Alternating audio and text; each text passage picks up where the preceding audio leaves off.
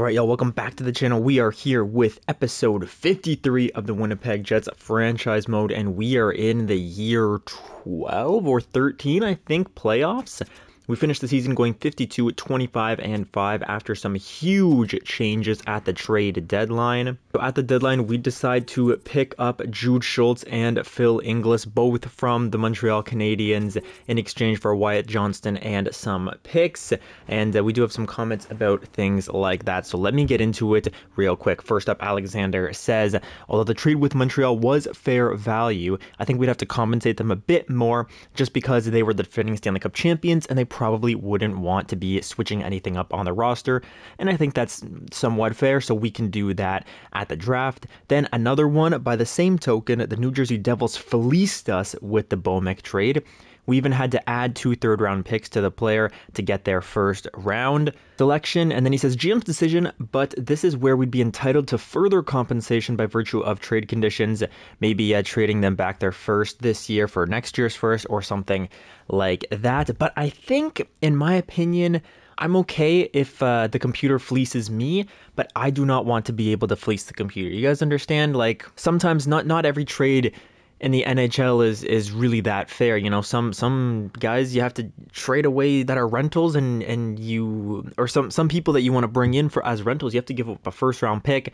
You know, if you look back at some of the bad trades in hockey history, right? Like even very recently, we can look at Matthew Tkachuk going to Florida and Calgary getting Jonathan Huberdeau. At the time, people were like, oh yeah, maybe that's a fair trade. But as it ages out and as it gets further and further away from that trade, I think the consensus is pretty clear that, Calgary got the short end of that stick. And so I don't think every trade has to be fair.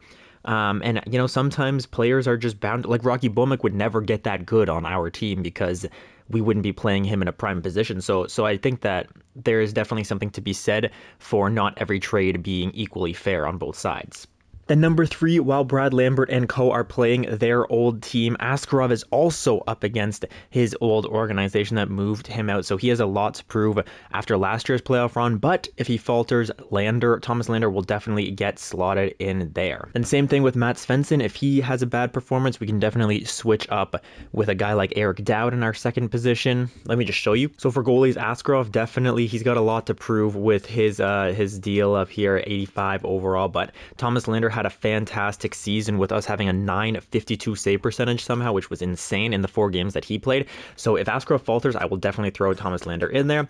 And then similarly in offense, Matt Svensson, if he has a bad performance, you know, he's kind of shown himself to be a bit more of like a high-end second liner. I don't know if he's ever going to really come back to that 99-point season that he had, but either way, Eric Dowd can definitely slot in on that first line if need be. And then same thing with the defense. I'm not going to be afraid to make changes here with Chubarov being a rookie, Boris Nikulin only being in his second playoffs, and getting Stefan Kreitzer in there as well. So just a mixed bag of defensemen will be rotating through the third pairing to see what sticks and what can fit with the team. Then Alex finishes up with some hopeful words here. 3 cups in 6 years is not quite a clear-cut dynasty, but it's as close as can be. And in this day and age in the NHL, it's pretty dang good. Who knows, if we manage to repeat over the next 2 runs, that'd be 4 cups in 7 years, which is very much a dynasty. So let's see if the team can get it done. 100% agree. Let's try to go for 3 in 6. I mean, winning 50% of the cups over the last 6 years would be kind of crazy, right? If you think about it that way,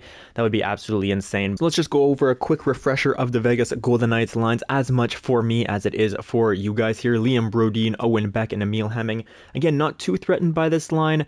They could definitely get some stuff done, but I think that we have the upper hand with our first line. Philip Zadina, Callan Lind, and Chandler Stanton. Again, not too threatened by it. The third line, unfortunately, does have Brad Lambert, so we're going to watch him score 4 hat tricks against us. And their fourth line's very deep, so that could be a bit of a problem. But overall, with their forward core, I'm not too worried. They don't have like a 90-plus overall guy. Their highest overall is 86, so not the best offense in the league. And then same type of a thing on defense. They're actually pretty deep defensively, but they don't have any standout guys. We have like 3 88-plus defensemen on our team, so I would give us us the edge, but they have a pretty deep defensive core, especially having an 83 overall on their third pair. Our Berjaka definitely in there for some size, but we have a very big defensive core as well, and so I give us the edge there. And then in goal, it's really just a toss-up, to be honest. Vadim Zarenko is 4 overall less, but who knows, he could turn into Dominik Hasek, so we will all have to wait and see.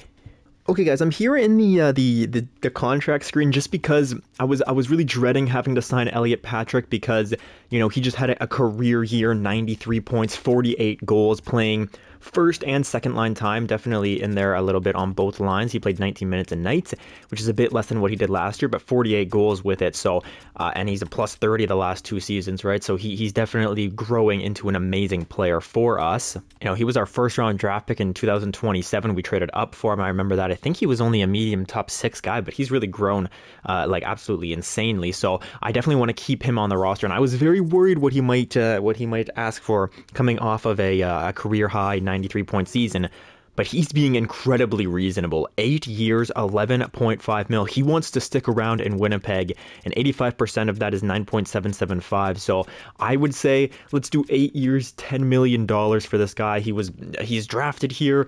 He wants to, or he doesn't want to extend the extension or to sign the extension, excuse me, but he's asking for a very minimal amount when we think about what he's done for us. Like, this is something that somebody playing right now would get an $11.5 million contract if they just scored 90 points, right? So to have him at $10 million for 8 years, like 12 years in the future, seems absolutely ridiculous. So I will gladly do this deal. 8 years at $10 million for Elliot Patrick. It is going to take him to about 35 years old, so maybe he'll start to taper off there in the end, but still, I'm not too worried about it. So Elliot Patrick, an 8-year, $80 million contract. What do you say to it? We will find out in just a minute. Shane Pinto, we could also re-sign him. What does he want? Yeah, he wants a bit of money because he just had a great season. Jude Schultz, I want to bring back to the roster, and he wants a bit of a deal as well, or a bit of a contract there as well. Solomon Payet, same type of a thing. 4 years, we can get him at like 4 mil, which is pretty good for what he gave us. Like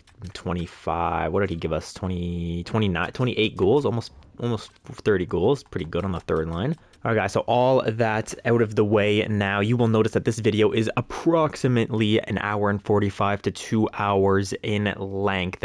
And the reason why I do that is so that you guys do not get spoiled. The worst thing about GM mode is when you see a playoff video and it's 20 minutes long and you know, okay, well, there's no way this guy's winning the Stanley Cup in 20 minutes. So this video is 2 hours long, so you guys can get excited, you know, react alongside of me, and don't scroll towards the end to cheat and see if we make it all the way. Let me know what you guys think, you know, how we're gonna do, and I will, you know, I'll react alongside of you guys. So let's get into it. Game 1 in Winnipeg. We have had a crazy stretch of games, by the way, winning like our last 5 or something like that. 1, 2, 3, 4, 5, winning our last 6 games of the season to get us that 52 win mark. Absolutely bonkers. So let's see if we can continue that pace into the playoffs. Game number 1, round number 1, up against the Vegas Golden Knights. Yaroslav Askarov playing his old team, Brad Lambert playing his old team. Let's see who comes out on top. First period, that's going to be 2-1 for Vegas. Pete Lombardi there opens up the goal scoring with us, but then they get 2 power play goals. Very unfortunate. So our penalty kill not getting off to a good start, which was kind of the, but we did have Shane Pinto took a penalty, which is tough because he's one of our penalty killers on, I think, the second or the third line, so not the end of the world. But yeah, that's rough, having 2 power play goals against in the first like 14 minutes of the game. Not ideal. Let's bounce back here, boys. Second period now remains 2-1, shots in Vegas's favor. We need a big third period. I would love to see a second line goal, and Elliot Patrick, somebody like that. That would be beautiful. Dane Matheson maybe gets in on the action. Dane was a bit quiet in our last playoff run, although he was a rookie, so we can let it slide. They are just dominating us in the shot category. We might have to make some changes early on here, and Kasper Halttunen gets his second of the night.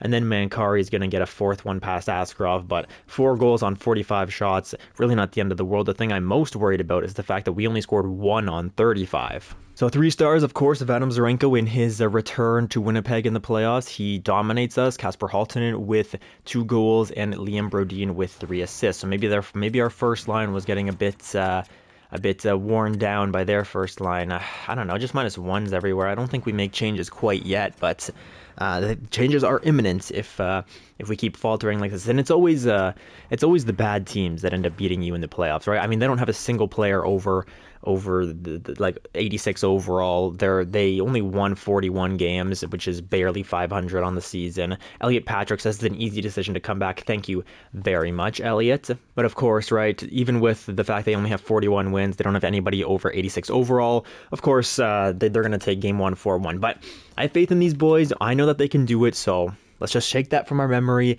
and let's get back onto that home ice and play for these roaring fans here in Winnipeg. So come on, boys. First period. 2-1. Once again, another power play goal from Liam Brodin and Dane Matheson. This time ties us up, and then Liam Brodin scores a second. Okay, 3 power play goals in 2 games. I'm going to have to make some changes to that, whether we win or lose this one. I need a big second period. Let's bounce back. Second period. Oh my gosh. 4-1 for boys, come on. We didn't fight that hard in the last, 6 games to get us a great opponent in round 1, just to falter and lose. Oh my gosh, boys. A goal from Pavel Chubarov, but it doesn't even matter. Okay, I'm going to have to make some huge changes to the lines here. This is unacceptable. All right, you guys, so these are the lines going into Game 3. We're going to go Elliot Patrick, Pete Lombardi, Eric Dowd. Second line will be Matt Svensson, Dane Matheson, Nico Tukio, because Nico Tukio was a -2 on that first line. Matt Svensson was also a -2. I mean, Pete Lombardi was also a -2, but I just got to make changes, right? Third line and fourth line are going to stay the same because they are all plus players. Shin Pinto's even, but other than that, they're all plus. Actually, you know what I'm going to do? I'm going to throw Jude Schultz up to the second line. Shin Pinto will come down to the fourth. Colby Stool will stay here. That's fair enough for me. Defensively, I made some changes as well. Aiden Stempniak is a -3, but he's going to stay on that top line. Will Hoffman is coming up to the top line because Corbin Mills also a -3 here. Owen Power was a 0, and then these two guys are playing fine together. They're +1, +2, really one of the only 2+ players on the roster, so we will keep them together for now. They are playing just fine. And then in goal, we're also going to go with Thomas Lander instead of Yaroslav Askarov. So a lot of changes to the lines. Hopefully it can lead us down a good path. All right, Game 3, ton of changes.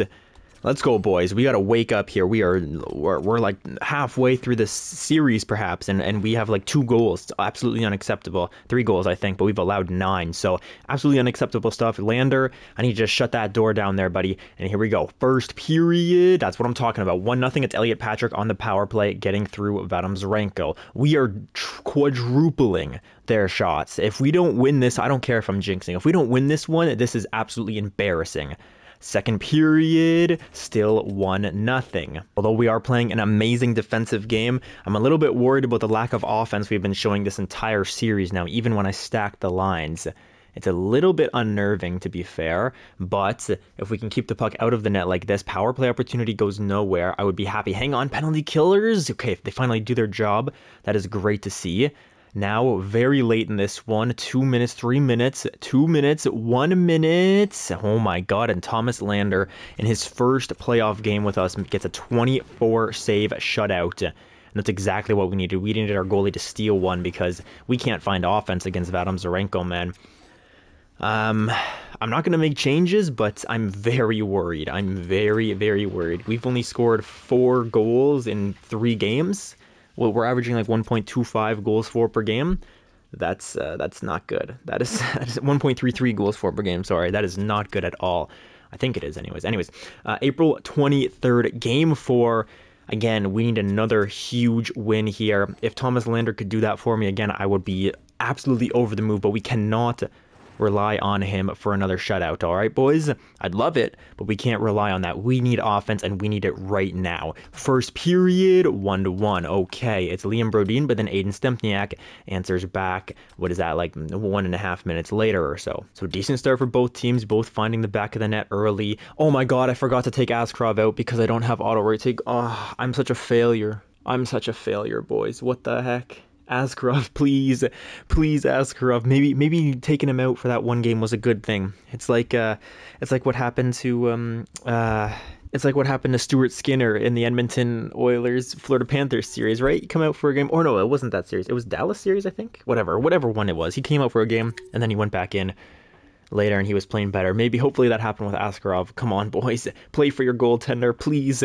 Second period, 2-2. Okay, Elliot Patrick finds the back of the net, but so does Pikkarainen. And this series is very, very close. And I am incredibly nervous despite the Vegas Golden Knights being probably one of the worst teams we've ever faced in the playoffs, if I'm being quite frank with you guys. But it is 2-2 and they are up 2-1 in this series, so I need a hero. And I need them right now. Power play, come on. Come on. Get nothing on that. Another power play. Oh my gosh, boys. What are we doing out there? Now they get a power play by Jude Schultz. Jude Schultz. He was out there on the penalty kill and he's, I don't know, he's making offense happen. And right after their power play expires, Jude Schultz finds the back of the net. And is that going to be? Yes, it is. That's the game winner right there. And we win a 3-2 game. That's a classic playoff game. 3 stars of the night being Jude Schultz with 2 points, Aiden Stempniak with 2 points, and Yaroslav Askarov makes 29 saves. And now what do, right? Do I keep Askarov in the net now? I guess, like, because now Lander isn't warmed up. I wish I just kept Lander in, but hey, I'm not going to complain about a win. Oh boy, yeah, I guess we just keep Askarov in the net, although he's been pretty horrible in our own building. But he just won a game 3-2. The boys score more when Askarov's in the net. It's only a 1-game sample size with Lander, though. So weird, very, very weird. Let's just keep him in the net for now. If we lose, we'll go to Lander for the rest of the series. I think that's okay. It's an okay deal. What's going on in the rest of the league here? Ottawa, of course, is losing to Detroit. Montreal and Boston, classic original six matchup. They are tied 2-2. So the defending Stanley Cup champs in the same position that we are in for now. Out in the West here, Nashville and Anaheim's always a good team. Seattle looks to be doing well. A lot of close series, a lot of 2-2s in the mix, I guess. Yeah, so here we go. No sweeps around the league this year in the first round. So let's see if we can take a 3-2 lead in our own building. We haven't won a playoff game in our own building since the third round of last year. So we really want one here because we got swept by Montreal in the Stanley Cup Finals. So here we go, boys. First period, let's get a win for our home crowd, huh? How about that? First period, 2-2. Okay, the boys are finding the back of the net now. Eric Dowd and Dane Matheson, but Callan Lind and Mankari both score on Yaroslav Askarov within like 40 seconds as well. Wow, that's heartbreaking. 50 seconds at the end of the period. That is heartbreaking, to be fair. Although we did score within like 14 seconds here, so I guess what goes around comes around. Okay, Askarov, I need you to close that door, man. Second period. Askarov, lock it down for me. Oh, Askarov, you are horrible. Callan Lind gets 2 more. That's a hat trick for him. Eric Dowd luckily brings us back within 1, and now the boys, they gotta fight. You gotta fight, boys. I need your offense right now. I need offense everywhere. There's Corbin Mills, a huge goal from the captain. It's a bit, Ville Heinola, the former Winnipeg Jet, gets another one past Askarov. Askarov, you're done. You're done. I'm turning off auto-rotate goalie. You're done, Askarov. That is embarrassing work. That's absolutely embarrassing stuff from you. Oh my god, I hate Askarov, man. I'm not even bringing him. I hate you, Askarov. Let's go to the end of the thing. That's ridiculous. All right, so let me make these changes right here because this is ridiculous. Oh my gosh, Askarov, you're gonna make me go insane, man. I can't be bothered with this. Lander gets in the net. Let me turn off auto rotate goalies as well. Okay, so auto rotate goalies is off. Lander will be in the net for the next couple of games here, hopefully, if we can get past this one, and I need another huge performance. Last time we lost at home, we went into their building, and Lander posted an amazing performance, so let's hope that he can do that again. But I need the boys to show up. I mean, we scored 4 goals in that game. There's no reason we should be losing it, except for Askarov letting 6, which is absolutely unacceptable. So, Lander, now's your time to shine, my friend. I need a big performance out of you. Not to throw it all on your shoulders or anything, but, you know, I made a small mistake there, keeping Askarov in the net for sure. I should have just thrown it back to you, but he did just win a game, so, you know, recency bias, whatever. But that's no excuse. Lander, I need you to bail out your GM. I need you to bail out your team. It's all on your shoulders, bro. Not to put any pressure on you or anything, but I need a big performance here. So, game 6, we are already facing elimination in round 1 because, of course, we are. Feels like round 1's always the hardest round for us for some reason, or the Stanley Cup Finals. And here we go. First period. That's going to be 2-0. That's what I'm talking about. Pete Lombardi and Eric Dowd, the first line, getting it done out there. And Lander has now... nope, I'm not going to say it. You know what? No, I am. 80 minutes. That's all I'm going to say. 80 minutes for Thomas Lander. Amazing stuff. Come on, boys. Play for your... just play as a team, okay? Just play as a team. Play the way that we've been playing this entire season that got us to 52 wins. So come on. Second period. I think Thomas Lander might be a cheat code, boys. That's 3-0. Pete Lombardi gets another one. And we have a 3-goal lead, going into the third period. I know we usually blow these leads, but I don't think with Lander back there that's going to happen. I don't think so, boys.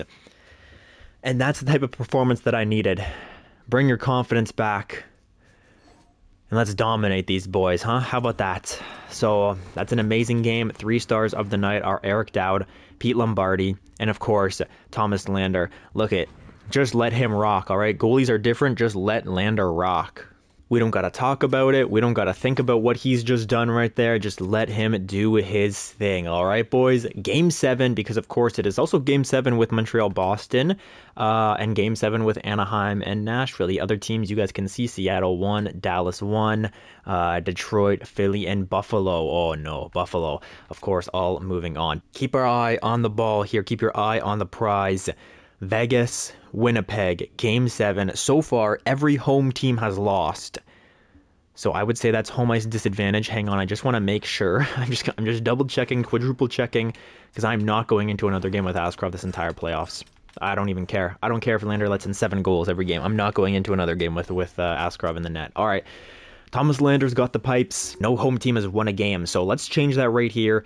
We've got Lander in the net. We don't have Askarov. Looking around the league, Montreal's going 7. So is Anaheim and Nashville. So crazy stuff there with the defending Stanley Cup champions and the team that lost to them in the Stanley Cup Finals, both going 7 in round 1. But that's just the way that the EA simulation works. So the 41-win Vegas Golden Knights are going up against the 52-win Winnipeg Jets. I guess the regulation season numbers, they don't matter whatsoever. Let's get it done when it counts most, boys. Game 7, round 1, of course it is. First period, 0-0. And look at those shots, 17-5. But who stands tall? He is like Cap walking up to the army, Thanos' army. He is just standing alone against these guys, ready to fall on the sword. He's giving his all out there. And can we get anything going for him in the second period? We need to find it. We need to find the magic that brought us to the Stanley Cup Finals last year. Let's do it again, boys. Second period, 0-0. Oh my gosh, this is a true playoff game here. Shots 26-12 in favor of Vegas, so we came back a little bit, but not by a lot. Oh my gosh, this is not great. Okay, we got outshot in both periods, I think, and now it doesn't matter. The shot categories, they don't matter. It just matters who finds the back of the net first. Who's gonna be my hero? And who's going to step up for your goaltender? This guy, it's like some of his first playoff action of his career, and he's doing this for us. So get in there, fight for your goaltender, fight for your brothers around you, and let's go out there and dominate these guys in the third period. Oh my god, dude. Chandler Stanton, of course. Why? Every time I give a speech, we always end up falling flat, huh? We give them an opportunity to just blast one past us. It's absolutely unacceptable. 4 minutes. Come on, boys. Somebody step up for me. Oh my god, Elliot Patrick. That's what I'm talking about. Elliot Patrick with 51 seconds. I was so angry right there. Oh my god. Elliot Patrick, he steps up for his young goaltender, and he's going to find the back of the net when he just got an $80 million extension, and he's here to fight. Look at this. Every single category, even the goaltending, every single category, we're better than these guys, and somehow this series has gone 7. I don't understand, man. Well, here we are. Game 7, overtime, and that's a tripping penalty. That is a tripping penalty from, I don't know, Owen Beck. Owen Beck makes a tripping penalty, number 8. Oh my gosh, and we have the opportunity to go to the power play. I don't have to call a timeout because we are all, we have full energy, and oh my goodness, I'm very excited right now. Let's do it, boys. Power play chance. Pete Lombardi is out there. He's got the quick draw ability, and he loses the draw to who else but Brad Lambert. Of course it is. Matt Svensson's got that puck. He finds Pete Lombardi. Over to Elliot Patrick. He's in a ton of space, and he finds Eric Dowd on the wing. Eric Dowd loses it, but then hang on, there's an opportunity with a shot, but that's going to go nowhere. Nobody wants to pick that puck up in the corner, but Nolan will try to get it down the ice, but Pete Lombardi intercepts. Hang on, opportunity here for Pete Lombardi to get it off the glass, but Brad Lambert knows those boards well, and he's going to clear. Lombardi now back into the zone, finds Eric Dowd. The Lombardi shot, that is blocked in front, and Lombardi gets that puck behind the net. What can we do with it? A one-time opportunity, misses the net just wide. Lombardi corrals to Mills. Patrick, oh my goodness, what a save from Zarenko. Another shot saved. Rebound, it's Pete Lombardi. It's Pete Lombardi. Oh my goodness, the blockbuster trade. Pete Lombardi finds the back of the net. Game 7, overtime hero. And the boys go and jump Thomas Lander for his incredible performance. He got us 3 wins. He allowed 1 goal. And the boys are off to round 2. Holy smokes. Oh my God, we shake hands. Our captain, Captain Corbin, shakes hands with the rest of the guys over in Vegas. I am so relieved. We're not in the first round. Thank God. And you know what that means, boys? That means, oh yeah, what a horrible play from Owen Beck as well. He's got to feel horrible about that. Like, he's going to have nightmares for the rest of his career about that play. Look at this little tap in from Pete Lombardi. Oh, okay. Let's all breathe. I'll see you guys back at the menu. Alrighty, so here we are. We can see Eric Dowd's leading us in points with 10 in 7 games. Of course, we're going to have to rematch the Dallas Stars, who we faced last year, but hang on. Let's not look at their lines yet. Hang on. Let me just show you guys what we've done. Because I'm at a loss for words, to be honest, with a couple of our guys on our team. First of all, Eric Dowd has 10 points in 7 games. What are we talking about here? This is crazy. Eric Dowd leading the team. Next up, Elliot Patrick, only 3 goals, but 7 points. He's also point per game. Pete Lombardi there. He's got 5 and 7. Matt Svensson also has 5, -3 for Matt Svensson. So that second line maybe not doing great things. Aiden Stempniak with 4, Corbin Mills with 4. So the first and second pairs are okay. Then we drop off a cliff here after Dane Matheson and Jude Schultz. Unfortunately, these guys only got 2 each.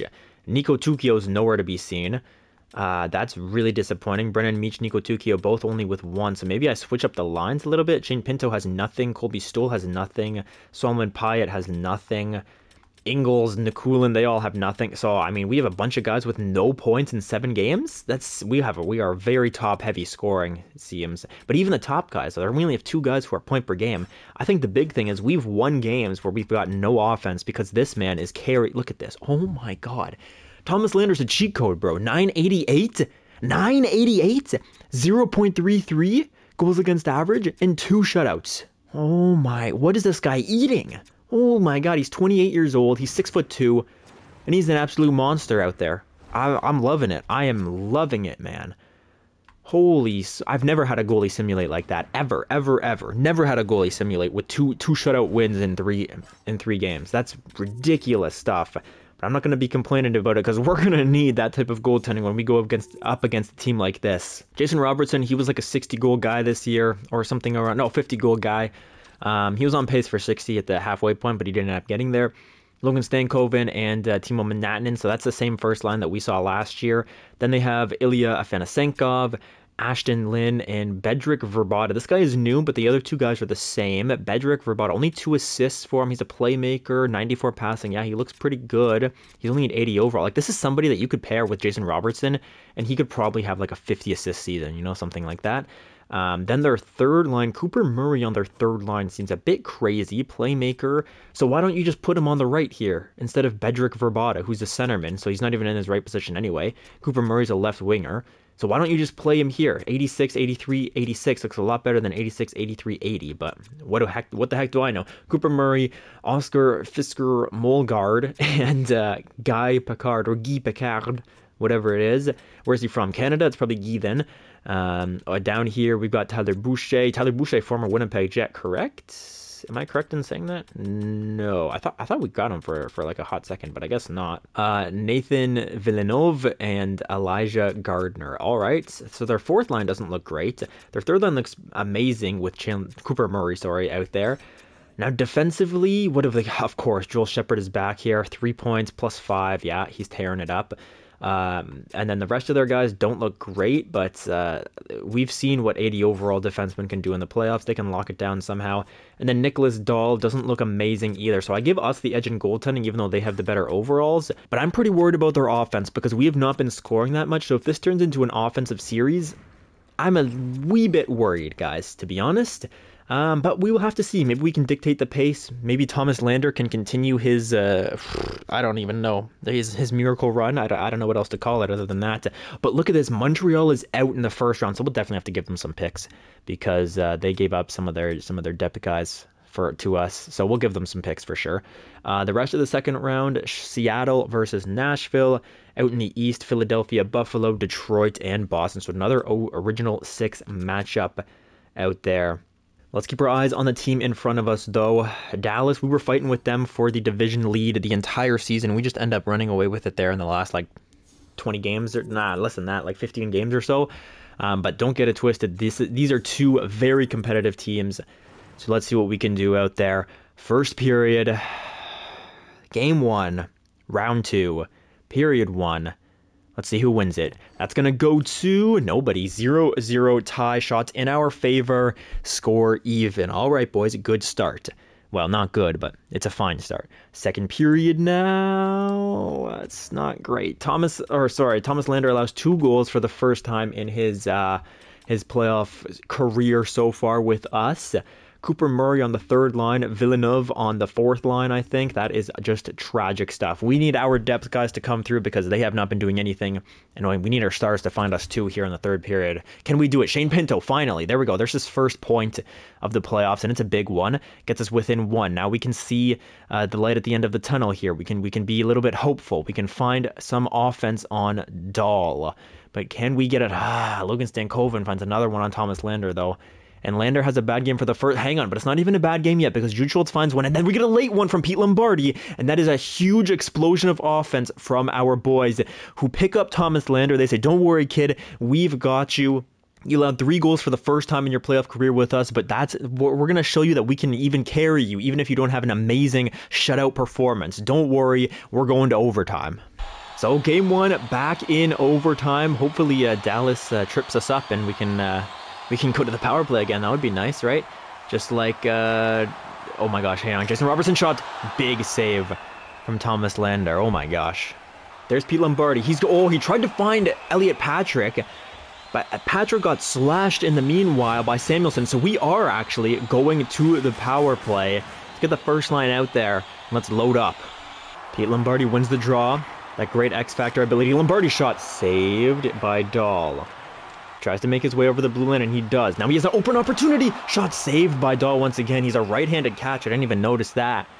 Pete Lombardi has an opportunity here. He's one-on-one with the defenseman. Can he find his way? No, he cannot. His AI programming gets in the way of him making a very simple play. Now Matt Svensson, shot in the slot. He's going to score. Oh my gosh.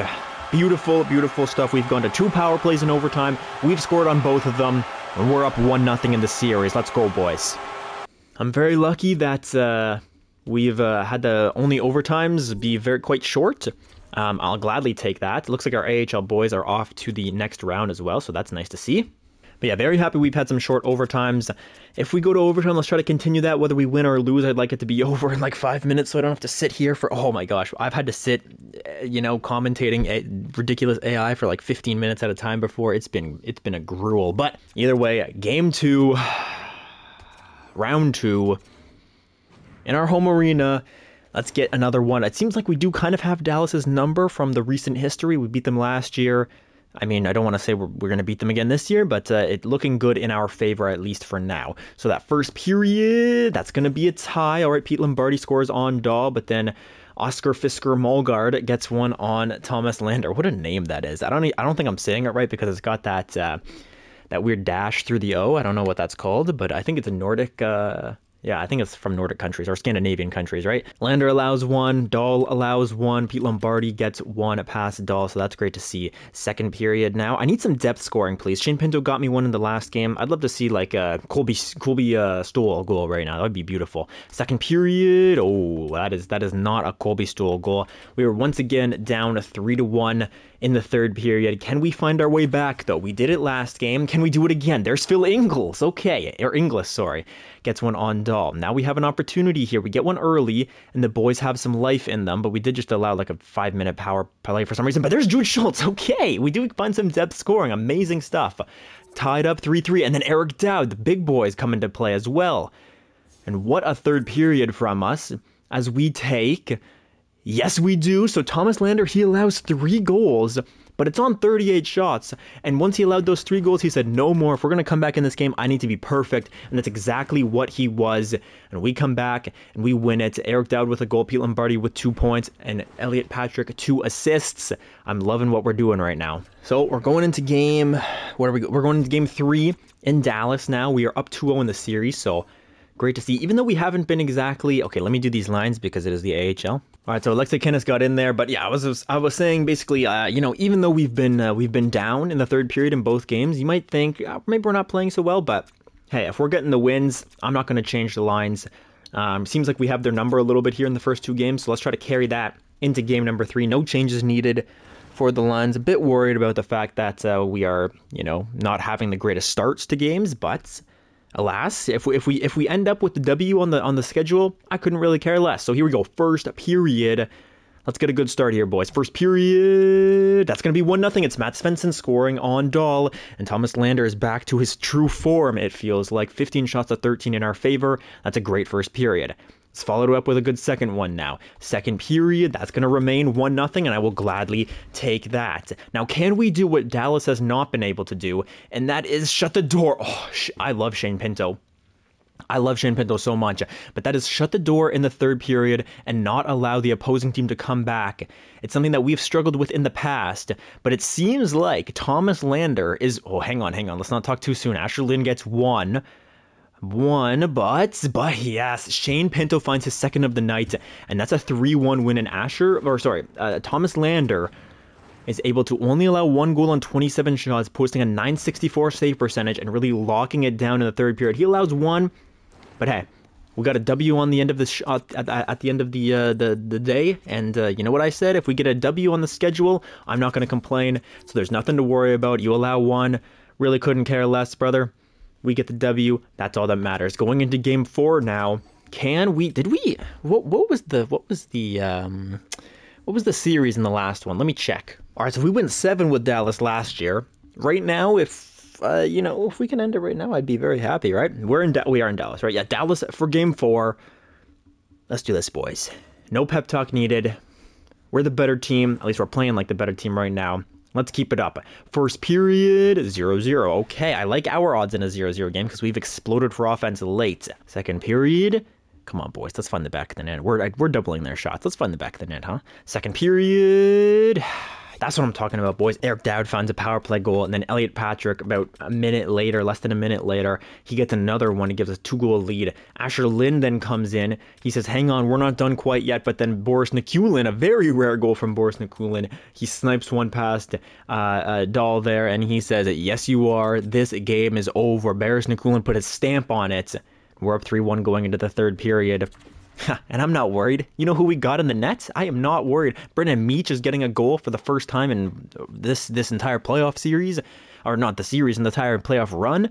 But I'm not worried. We've got a wall behind us right now. You know, he's playing like Joseph Wall was playing against the Boston Bruins there in the first couple of games against when he was put in against the Boston Bruins. Well, I already said Boston. Why am I saying Boston so much? I don't know. Boston. I like Boston. They're kind of cool. Anyways, that's a 4-1 win for us against Dallas. That's a sweep as well. And it seems like, after the first round, we roll after the first round. We don't have any troubles with any of these better teams that, are way better than the team that we play in the first round every single year that have like 50 wins, 48 wins, whatever. The Dallas had 46 wins, but no, the team that had 41 wins, barely 500, although I guess they did have 11 overtime losses, so it makes their record look a little better because they were 41-30, but really they're 41-41, right? But yeah, they're even, and somehow they take us to 7. But then the Dallas team, who has 46 wins, we toast them super easily. So the AHL playoff round is over. We won that round. Beautiful stuff, boys. That's what I'd like to see. Let's continue here in the NHL. And the NHL round is over as well, and we're going to be facing the Seattle Kraken. Do we know anybody out there? Oh, they do have, what's that guy's name? Hang on. Can my memory remember? Can I remember? No, but I remember they used to have Liam Karlsson, and they got rid of him, and he's in Buffalo now. Roger McQueen, that's his name. Oh my gosh, you just got to let the brain do the thinking a little bit there. And then Detroit and Buffalo in the Eastern Conference Finals. So we have played, I think we've played Detroit in one of they won, or did we beat them? I think we beat them in the Stanley Cup Finals. But I think they might have also beaten us. No, they just won a cup in this universe. But I don't think they beat us to win the cup. But I think we beat them to win. I don't remember exactly. But either way, let's take a look at the Seattle team. All right, so here we are looking at the Seattle Kraken. They've got Alexander Otteries, Roger McQueen, and Jason Bannister. Sounds like Lannister, but that's not Tywin out there. He's 6'4", so let's watch out for him, all right? Roger McQueen, 6'6". Oh my God, they have a monstrous first line. What is this? 6'5", 6'6", and 6'4". And they're not just, massive boys. They're also 90 overall, 89, and 85. So they're wrecking balls out there. I'm a little bit nervous, I'm not going to lie. How are they performing so far? Yeah, 11 points, that's scary. 14 points for you and 8 points for you. Okay, so they're playing pretty well as well. Second line now, Malcolm Spence, 6'4", Matty Benier, 6'2", Ryder Ritchie, 6'1". These boys are giants out here. How are they performing? 12 points, 10 points, but they are a big minus, so maybe we can, actually, yeah, they are a pretty big minus, so maybe we can take advantage of, no. Well, Frederick Silverberg and Anton Lundell, but in between them is our old friend Gabriel Velarde. I don't think we ended on bad terms with Gabriel Velarde, did we? It's not like we shipped him out for nothing. He had an incredible 60-point season with us, and then he fell off a mountain in Buffalo. Like, he fell off Mount Olympus over here in Buffalo. Found his footing a little bit in the later years, and then with Washington had a great season. Had an okay season this year, 38 points, kind of a bad season actually, but he's now only an 82 overall. He's 36 years old. Hopefully he's not out for blood against us. And then Toby Spurgeon, Morgan Frost, and Wait, when did... Oh my God. Oh no, George Lowe has a 99 passing. Can't skate to save his life. When did we trade him here? Because he was with us for the next couple of years. We traded him to Tampa in the Sam Kennedy deal. Yes. We traded them Sam Kennedy and George Lowe for who? Who did we get from that? Was it just first round picks? Why don't I remember that trade at all? That wasn't the Pete Lombardi trade. Which trade was that? I have no recollection of that trade. Was that just a trade to free up cap space, maybe? We got some first round picks, maybe? I don't remember that trade at all. Okay, but he's now in Seattle. He had 32 points playing how much time? Not a lot. Playing 10 minutes. So give this guy some time. Give this guy 16 minutes. See that shoot up to like 50, 60 points in 82 games. Yeah, and he's a great assist man as well. George Lowe, playmaker, 99 passing. Luckily, he's on a line with guys who don't have great shooting stats, not like 5-star shooters or anything like that. Defensively, they don't look amazing. They look okay. Adam Boqvist is their best defenseman, but I think our defense looks much better. And then in goal, Matt Lundqvist. This guy is fighting Yaroslav Askarov for the Vezina Trophy, I think. Yes, he is. But in this series, he will be fighting against Thomas Lander, who looks to, continue his absolute dominance in our playoff season so far. But Matt Lundqvist is having an amazing playoff run, so good for him. And the Seattle Kraken, they look a little scary, to be honest. They are monsters, but hopefully we can fight these demons with our incredible offensive skill and deep depth, although our depth hasn't really been coming through. And hopefully Thomas Lander can also just, keep that puck out of the net as he's been doing this whole run so far. But here we are, first game, round 3, Western Conference Finals. We were here last year. We were here 2 or 3 years ago, but that's not a great way to start off the season, though, or the series, excuse me. First period is going to end. Yikes. Okay, so Malcolm Spence and Adam Yurchek both score. Bannister gets a power play goal, and that's a rough first period for Thomas Lander. Can we answer back, though, with any offense here? Second period, 4-1, so not really another power play goal for them, but then Matt Svensson scores on our power play. This might just be a night to forget here, boys.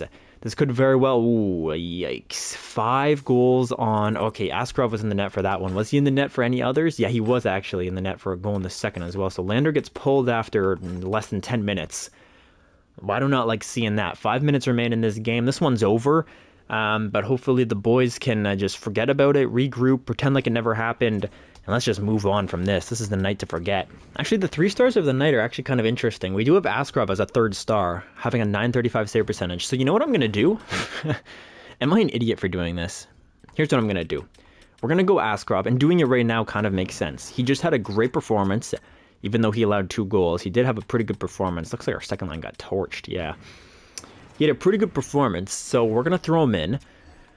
We're going to keep the other lines the same. We're going to throw him in just for this game, okay? If he falters, he's gone. If he wins the game, he's in, okay? That's what it's going to be. If you win the game, you can play the next one. If you lose, you're gone.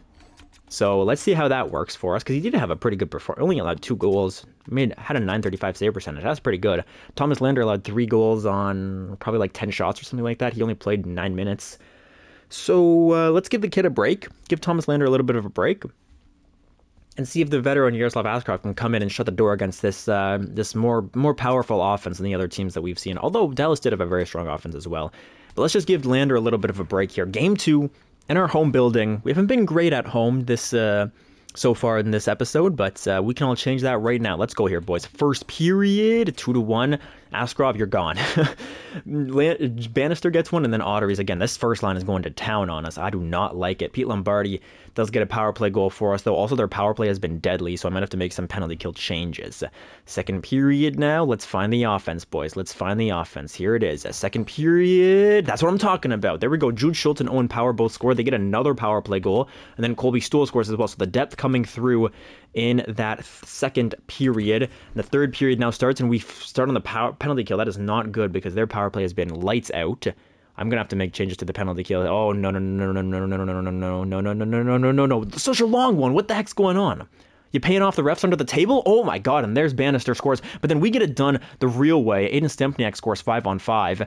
Askarov has allowed 4 here, but I will say, we've won the game somehow. I'm making changes to the penalty kill right now. 3 stars of the night are Will Hoffman with 4 assists. Insane. Pete Lombardi with a goal and 2 assists. And what was his name? I just made the joke that he wasn't Tywin Lannister. Was he Jamie Bannister? That's such a funny name because it rhymes so well with... Is that his name, Jamie? I don't even remember. Let's make some changes to the penalty kill. Why don't we?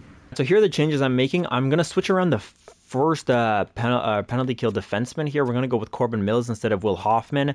I'm also throwing Pete Lombardi on the first line. Eric Dowd is going to stay because he does have that 5-star defense. He's also 6'3", so he's big. Great defensive awareness, great discipline as well at 99. He does have 16 penalty minutes though somehow with 99 discipline. Make that make sense, EA. Thanks. Second line now is going to be Jude Schultz. He drops from the first line. Matt Svensson is going to stay in because he's been great for us on the penalty kill. At least I think he has. And then Chubarov, instead of Chubarov, we're going to go with Owen Power here. I thought I already did that, but I guess I didn't. So that could be a big reason why it was faltering. And then this penalty kill looks okay. We're going to stick with... I put Nico Tukio in instead. He does have 4.5-star defense. He's only 5'10", which is a little worrisome. But he does have 95 discipline. He's only had 8 penalty minutes, which is kind of a lot, actually, with only 13 games played. But 91 defensive awareness, 89 stick checking is pretty good. He's not too fast, which I like to have a bit faster players on my penalty kill. See if we can maybe get some breakaways or something like that. But those are going to be the penalty kill lines for now. Just a couple of smaller changes. And now the big question is, do I keep Askarov in? And I'm going to say no. He did allow 4 goals in that one. We won the game, but I'm not exactly happy with his performance, to say the least. A lot of power play goals for sure, but you need your goalie to be your best penalty killer. And Askarov... I think he allowed 3 power play goals, which is not ideal. We do have a 1-1 series going into game 3 here. Thomas Lander back in the net. Just give him a little bit of a reprieve, and he's back and better than ever. And let's get a win for him here in Seattle. Bit of a far trip for the Winnipeg, the Manitobians. Is that a thing? I don't know. It should be if it's not. Either way, first period, that's going to go to us 1-0, and it's Pavel Chubarov. Even strength, a very rare goal from him. He finds the back of the net against Mats Lundqvist. Shots doubling in our favor. Second period now. Oh, that's what I'm talking about, boys. So Pete Lombardi scores on our power play. Then, of course, Tywin Lannister here gets 2 goals for them. Shane Pinto scores one, and Elliot Patrick. So Shane Pinto's been a little bit on fire here, playing fourth line time, but he's getting a lot of points. That third line has been a little bit quiet. Maybe I switch Shane Pinto with Jude Schultz, but at the same time, Pinto is scoring, so do I maybe not mess with something that isn't broke? It's a tough call. Third period underway. We're up by 2, and you guys know how I feel now. Up by 2. Hang on. Wow, what do I talk, bro? I should never talk. I know it's kind of like the entire point of the series, but up by 2, going into the third period. I'm not worried. I'm still not worried. Okay, power play. There we go. Kill off some time. Just kill some time off. 2 minutes, 1 minute. Yeah, see? I was worrying for nothing, man. Thomas Lander says, don't worry. I give you a little bit of a scare every time. I allow a goal, make it a close game. But then I shut that door. We had 48 shots and only 4 goals, which is a great performance from their goaltender, Mats Lundqvist. And Jimmy Bannister also with 2. Pete Lombardi with 2 points. Elliot Patrick with a goal.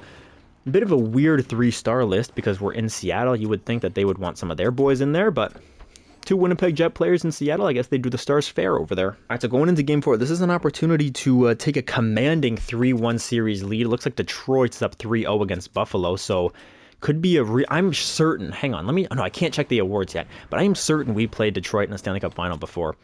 But because I'm very familiar with their team for some reason. It was because we were looking at Alex Ranford, Alex DeBrincat, the guys like that were on the team before. So I don't know. I feel like I know their team quite well. And that makes me think that we played a series against them. But let's focus on the team in front of us. Seattle, 48 wins in the regular season. Definitely no slouch. We're only up 2-1 in the series, but this is a big game. This could be the chance to go up 3-1 in the series. And that would be massive for us because we don't blow 3-1 series leads here. You guys know the drill. I think we have blown a 3-1 series lead, unfortunately, but that's my motto. We don't blow 3-1 series leads. You can't blow a 3-1 series, right? Right, okay, let's just focus on this game. One game at a time, one period at a time. Let's get the best of them. Here we go. First period. Okay, they heard me. Frederick Silverberg and Juuso Valimaki both score on Thomas Lander, and Lander having a bit of a rough one again. He allows 2 goals within 4 seconds of each other. That's got to be a new record. And now we enter the second period. Can we find some goals against Mats Lundqvist here? He's not Henrik, so let's put that puck behind him. All right, boys, second period. Okay, we do put the puck behind him as Jude Schultz on the penalty kill. But then Frederick Silverberg gets his second of the night. And now we're down 3-1 going into the period. Can we do what they did to us? Give them a little scare? There it is, Eric Dowd. Give them a little spook. It's Sully coming into the room in the middle of the night. But unfortunately, Seattle gets a power play. We kill it off. Okay, 5 minutes. Come on, boys. Power play. Come on. They just hang on, huh? They're just going to barely hang on by the skin of their teeth. Okay, we've got a series. We've definitely got a series. Both teams are very strong. Their goalie played amazing. 36 saves, 947 save percentage. Fair enough. Our goalie, not so much, but we're not switching out. It's Thomas Lander's series to win or lose now at this point. Game 5. Western Conference Finals. Let's just get right into it at home. We've got 3 more games left, perhaps, but I would love if we just doubled them up real quick. Actually, did I see? Okay, Buffalo won as well, so... Okay. Come on, boys. Come on. Thomas Lander, come on. Find your footing. Find your form from Series 1. Even Series 2 I'll take. 1 goal against, 3, and then 4. But the boys had you there. The boys can score. We can score on this guy. 6 goals against, 4 goals against for him. So we can score on Mats Lundqvist. He's going to have some good games, but we can definitely find the back of the net. We need you to find your form from, games, what was it, game 3, game 6, game 7 of round 1, and then your game 3 and 4 of round 2 here. So let's find that form again, Thomas. That would be beautiful. But offense, I also need you. If Lander can't be perfect, if he can't get shutouts, if he can't allow only 1 goal against, you gotta push through, you gotta break through, you gotta find a way past Mats Lundqvist, all right? So here we are in Winnipeg, first period. Let's dominate. First period. Come on, boys. That's what I'm talking about. Dane Matheson and Pete Lombardi. What better center core is there in the league? Dane Matheson and Pete Lombardi. Both power forwards, both absolute snipers. Well, I just mean like they have good shooting stats. They're not actually snipers. They're power forwards, like I just said. I don't know why I'm repeating it. Anyways, Dane Matheson and Pete Lombardi, a 1-2 punch for the ages, hopefully here for many years to come in Winnipeg. Beautiful stuff. Second period now, let's dominate. Second period, okay, a little scary, I'm not going to lie. Ty Smith, bro. Ty Smith, what is this, 15 years ago when you were a prospect that was supposed to be something? What is this? Oh my gosh. He scores on Tyson Lander, and now we're only up by 1. So 1 goal going into the third period is a little more scary than 2, but some people say the worst league in hockey is 2. Not me, though. I say I'm up by 2 goals. Haha, you're losing. But yeah, whatever. Halfway through this third period, shots looking in our favor. Not seeing too many shots from Seattle, which is good. Can we hang on desperately, clawing? Yes, we can. Nice, Thomas Lander. Nice, nice, nice. He finds his form like I asked him to, and that's beautiful. 30 saves from Thomas Lander, 34 from Mats Lundqvist. This is a goaltending duel. And I'm here for it. I love watching me some defensive hockey. So going into the next one, Game 6, yeah, I would be over the moon if we could just take it in 6, boys. I would be over the moon. Let's simulate to it. Oh my gosh, and it looks like Buffalo is trying their best. They are trying their darndest out there. 3-2 series over there now. Let's hope for Detroit's sake that they don't blow a 3-0 lead. That would be rough. Okay, Game 6 in Seattle. We took one on the road in Seattle, so we can do it again here, boys. They've got a passionate fan base out there, the youngest team in the league, but we're grizzled old vets by this time, right? When did Winnipeg come into the league? I think I was reading about it when I started this franchise. I feel like it was like...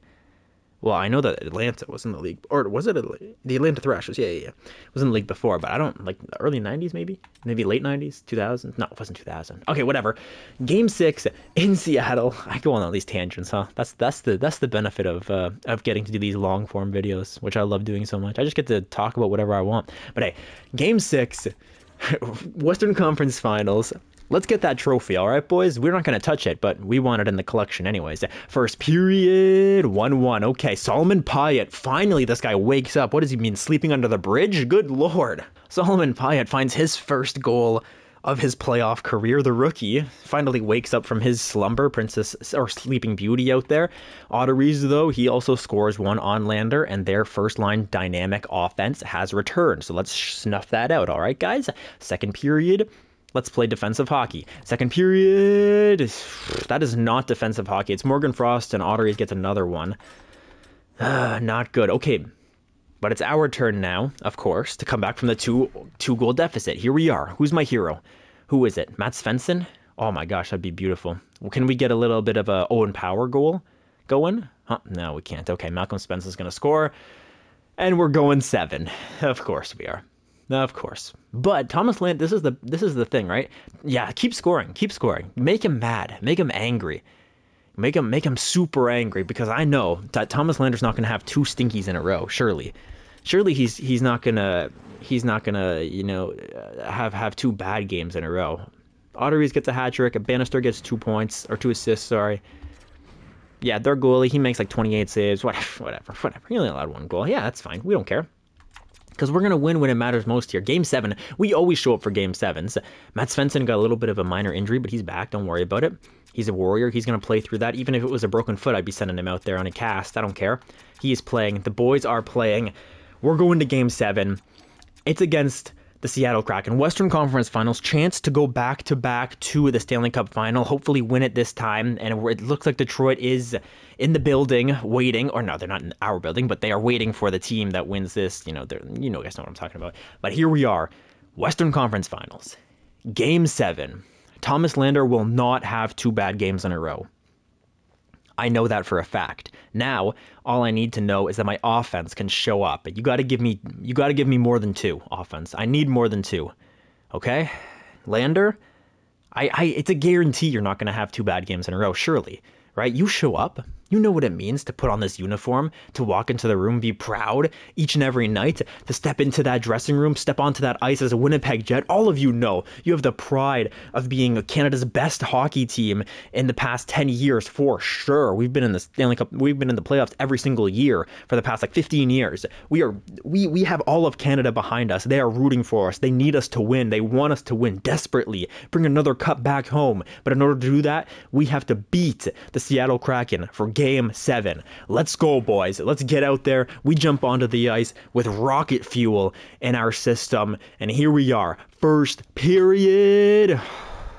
Come on, man. Thomas Lander doesn't have 2 bad games in a row.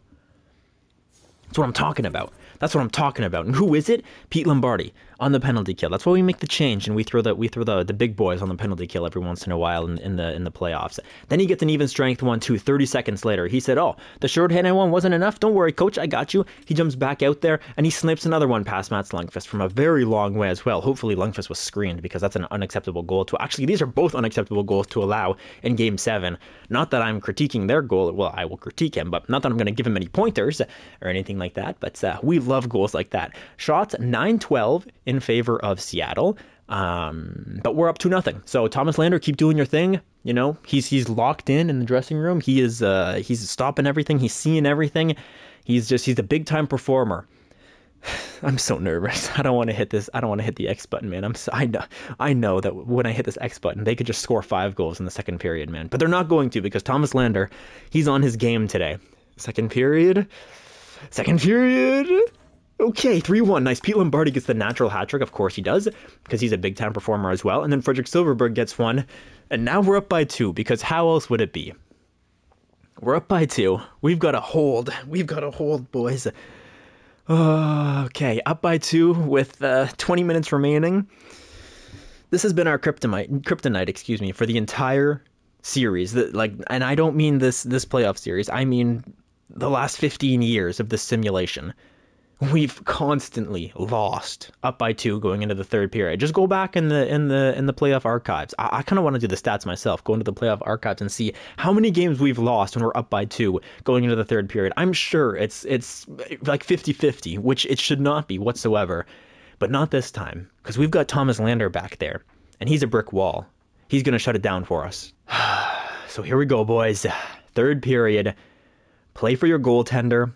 Play for your defensemen, play for your forwards, play for each other, and play for your fans. Let's get this. Come on. Third period underway. 15 minutes. No, don't do this to me, you freaking dwarf, man. I hate this guy. Jamie Bannister, no. You're not doing this to me, game. You're not doing this to me. This is a sick joke. This is a sick joke. Oh, yes, Elliot Patrick. I love this, man. Elliot Patrick, 2 minutes left. I got to jump in because you got to watch the ceremony. I should have waited, but I got a little trigger happy. Elliot Patrick. I love this, man. Elliot Patrick. Oh, my God. That's actually so hysterical, too.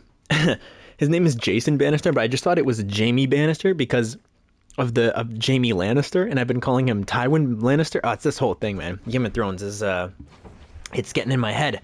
All these different names and, cults and stuff. I haven't even watched all of Game of Thrones. I've only watched like a couple episodes, like 2 episodes or something, which I know is like a crime, but hey, what are you gonna do? Okay, Eric Dowd, here he comes. Hang on. We got chances here. We just gotta play the puck 200 feet away from your net.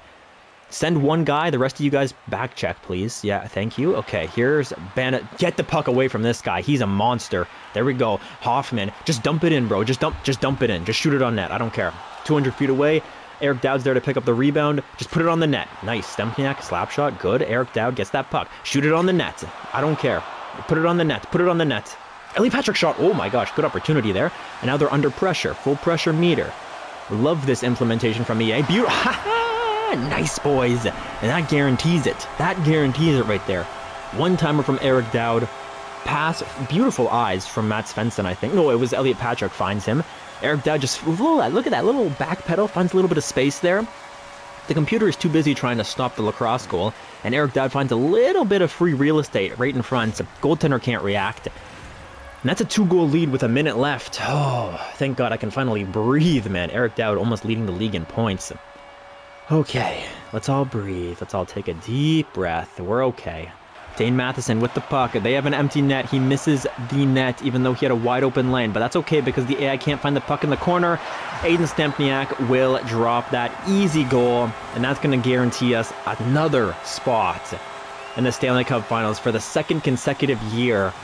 We are going back to the Stanley Cup Finals, boys, and I'm here for it.